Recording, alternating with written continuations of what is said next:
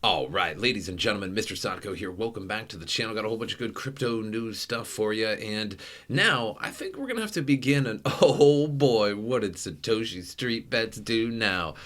Sort of thing.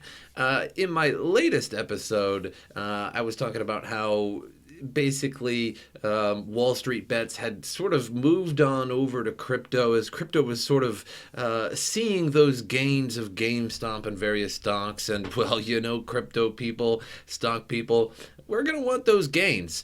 So along came Alt Street Bets and Satoshi Street Bets. And these Reddits have been around for several months now, so it's not like they just popped up out of the blue, but they're still pretty new.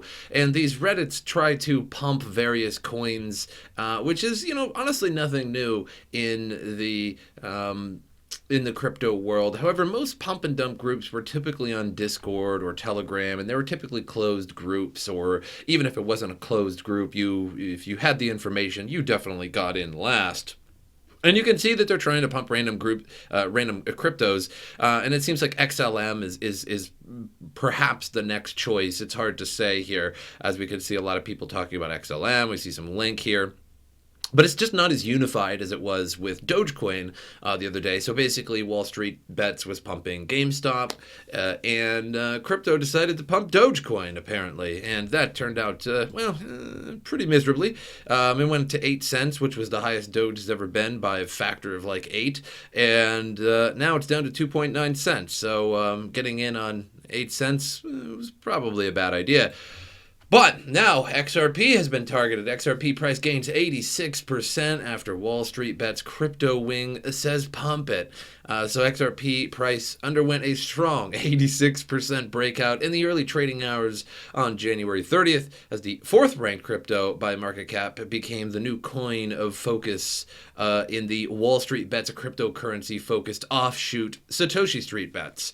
So it appears the antics of the past week, which saw Wall Street Bets pump GameStop, AMC, and Dogecoin, although I wouldn't say that was Wall Street Bets that pumped Dogecoin, have carried over into the weekend as Stellar also saw a price increase as well. So people trying to pump Stellar and XRP because they're kind of similar, I guess. I don't know why they're choosing them, but they just are.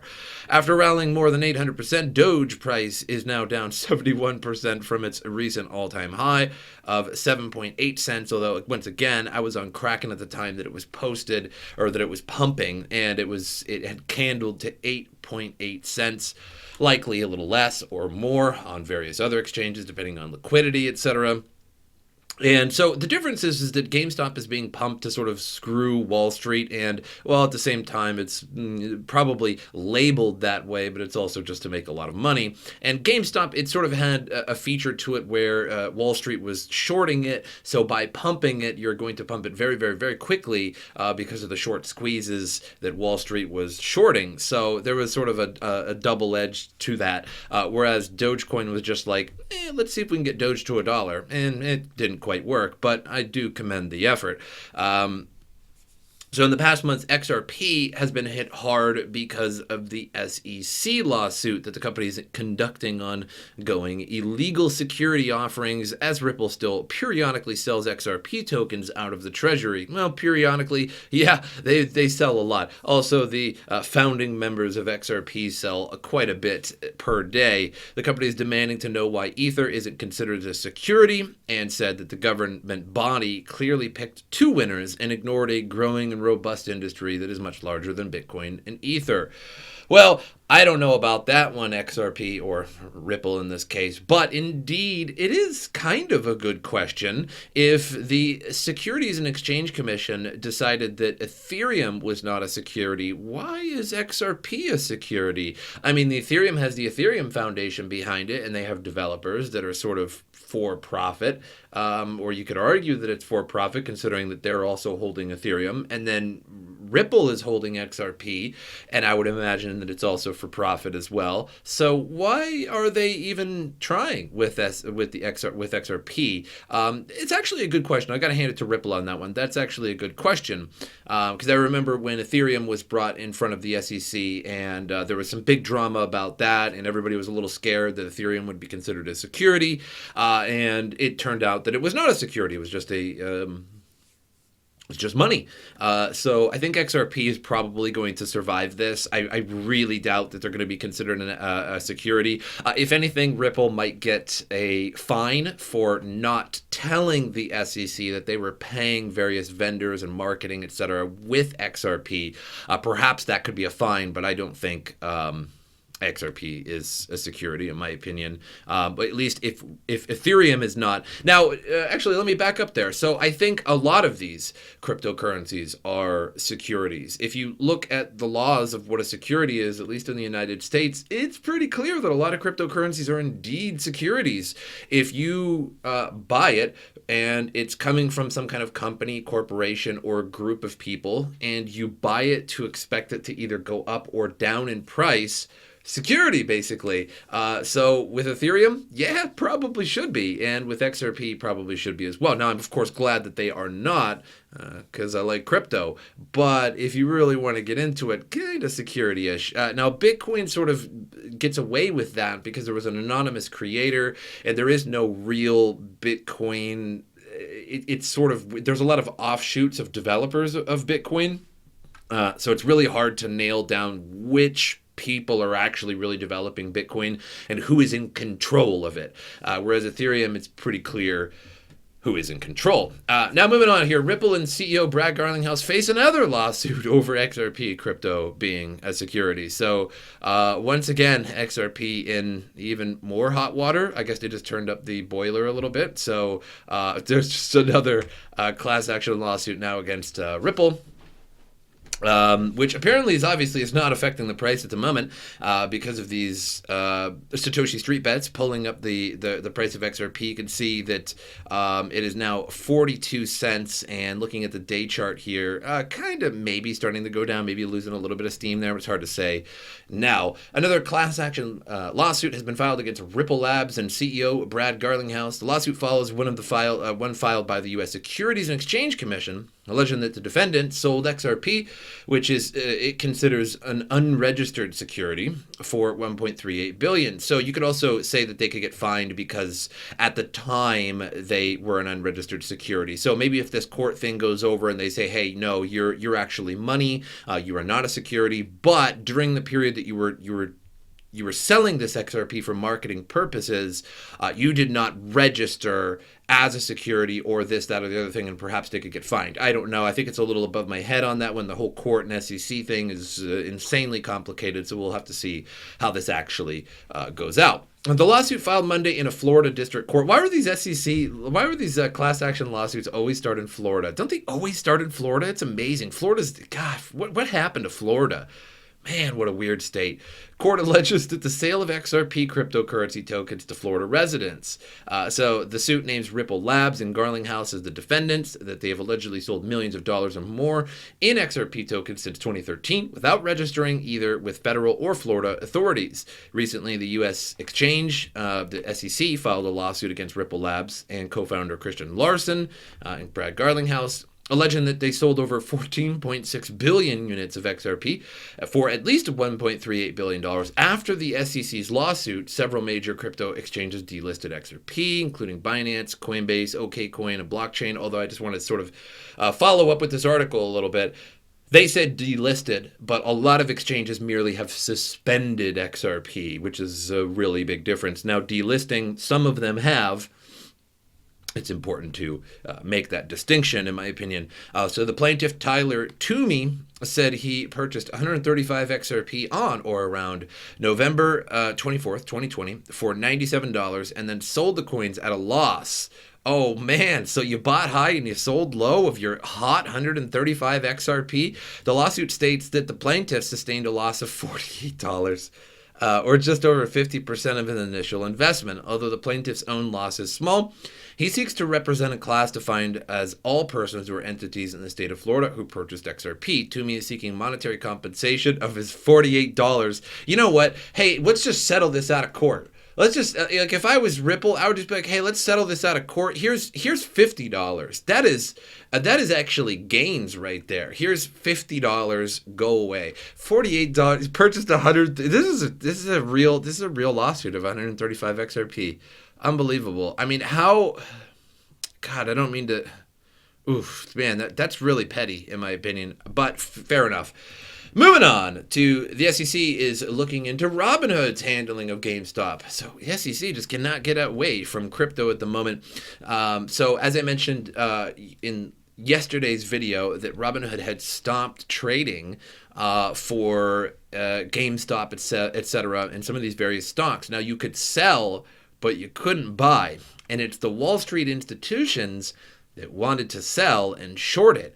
And by this whole thing of Wall Street bets pumping the price of GameStop, Wall Street essentially lost $70 billion by getting short squeezed. So it's pretty safe to say at this point that it's only a small conspiracy to say that basically the people who own Robinhood or above Robinhood made the call for their Wall Street cronies to say, hey, we need to stop this because we're losing too much money. Meanwhile, people on Reddit are making money. So that means that the little guy can't make money, but the big Wall Street institutions can't lose money. And so that was pretty bad. So basically, if you had bought into GameStop at a high price, and well, there's probably not the best bet, but somebody has to buy higher to make it go higher. So the people that bought in pretty late essentially just got dumped on. And now GameStop stock is actually going back up again, and it's retaining its value. However, this is probably illegal. In fact, Congress wanted a hearing on this, and now the SEC is looking into it. So at least in so many words, the SEC made a joint statement on Friday expressing concern over the extreme price volatility of certain stocks trading over the past several days. And you see, their concern is the extreme price volatility. And that's so that doesn't mean that their concern. What that sounds like to me, I mean, is that the concern is not that these people got dumped on and that the little guy gets shut down from buying whatever stock they want. It's their money. They can invest in whatever stock they want. Now, is it a little bit silly to invest into GameStop like this? Well, it turned out to be a great idea, but I think traditionally, yes, it is. It's a dying company, plain and simple. However, your choice is your own, and you should not have... And the only reason why this is getting shut down like this, the only reason that this is a problem is the extreme volatility. I really doubt that. I think it's the fact that Wall Street was losing $70 billion. So the big guy was losing money. It doesn't matter about the little guy. So this is why this is all in the news. It's all over social media. This is super huge. This is unprecedented for the most part, that just a small group of people overall on a Reddit decided to pump a token and wreck Wall Street while doing it. And hey, that's Wall Street's problem. They were the ones shorting it. And now the little guy is going to take the brunt for it. And this is which in that case, I suppose, is nothing new. Though the commission didn't use the words GameStop, Robinhood, or Reddit, it's obvious what the commission is talking about with the recent chaos surrounding the three. It's already attracted major regulatory pressure. The commission will closely review actions taken by regulated entities that may disadvantage investors or otherwise unduly inhibit their ability to trade certain securities. Well, that does sound a little bit better. However, maybe they are talking about Wall Street. It's hard to say how this is going to turn out.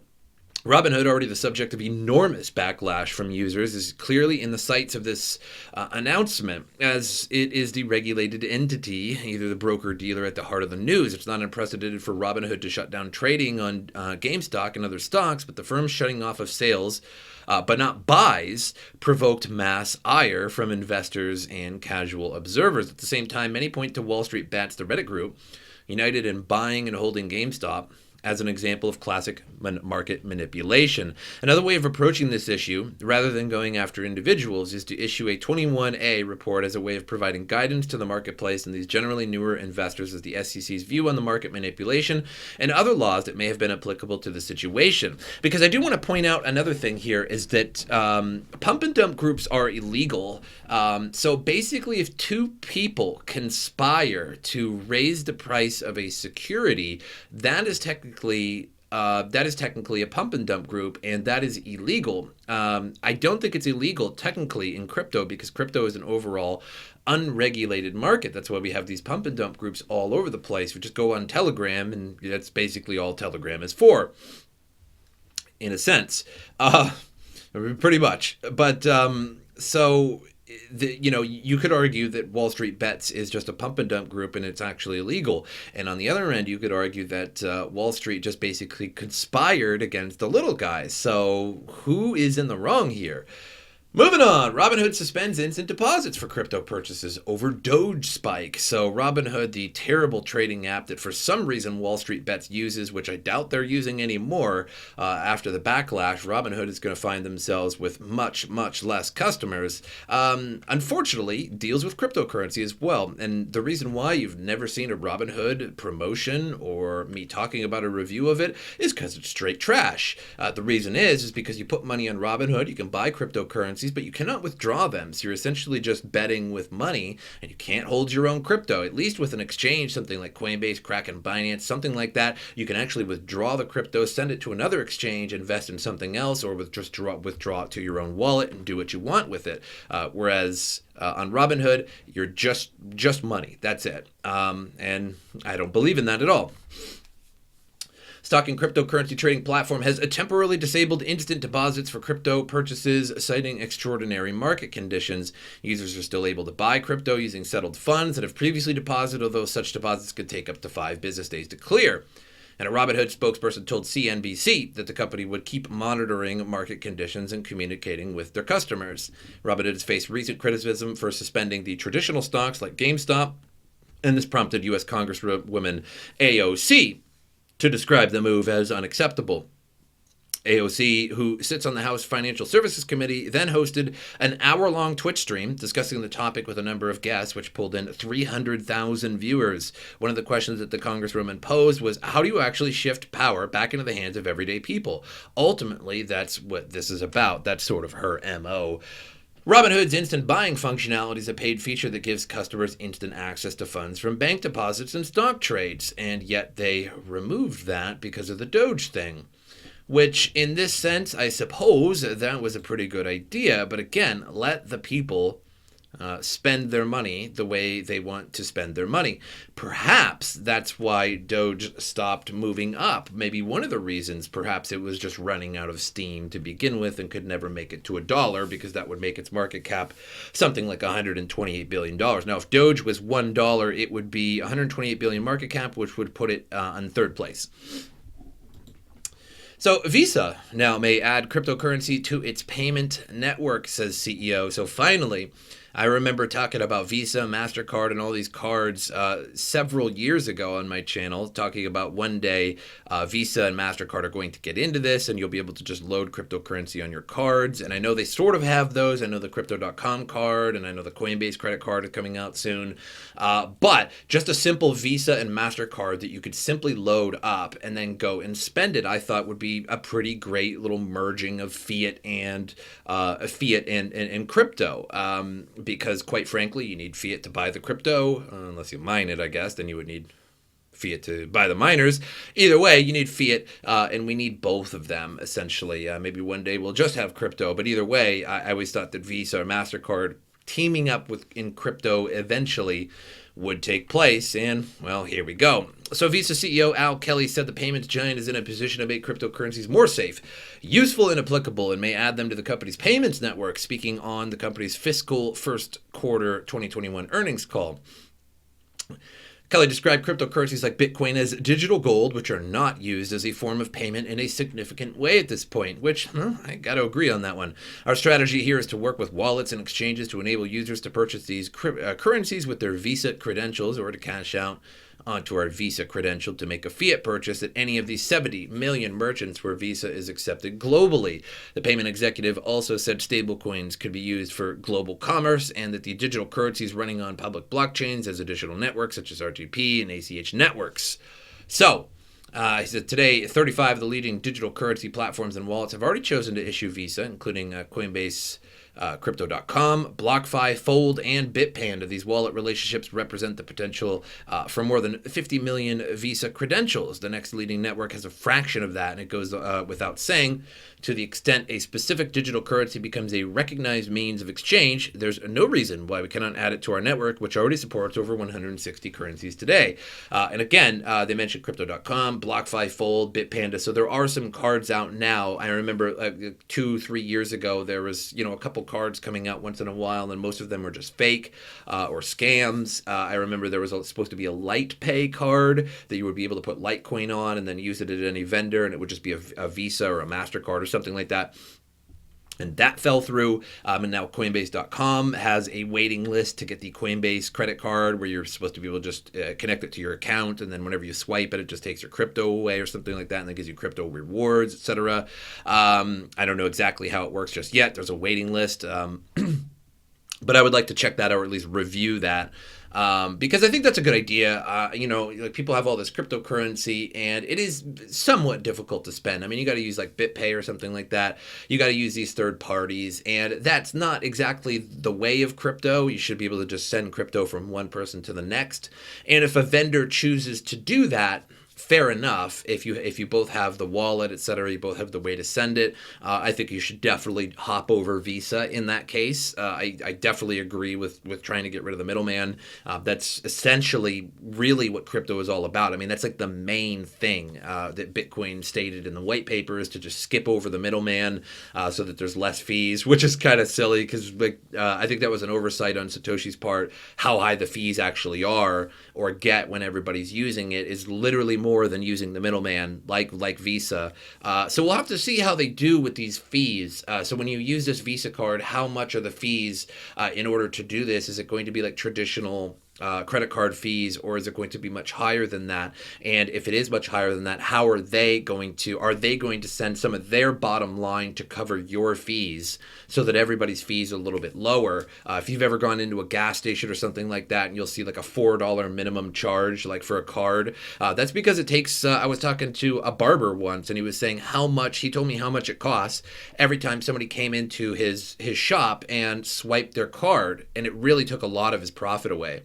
So with that fee plus a $5, $2, $3 Bitcoin fee, or however high it is at the time, are you going to have to pay that, or is the vendor going to pay that, or is Visa going to eat that and just sort of lower their profit just a little bit?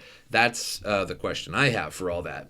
So moving on here to CoinMarketCap, we are over $1 trillion, 33,850 Bitcoin. The tweet from Elon Musk sending it to 37,000, that did not last particularly long. As you can see, that XRP pump is still going on, a question mark here, as pump and dumps are, questionable.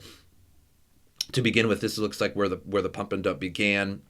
And this is where likely people started posting hold, don't sell, and also posts of I'm not selling, which basically if the price is going down, obviously some people are selling, which I always thought it was a little silly for people to post hold when the idea was to make money with the pump in the first place.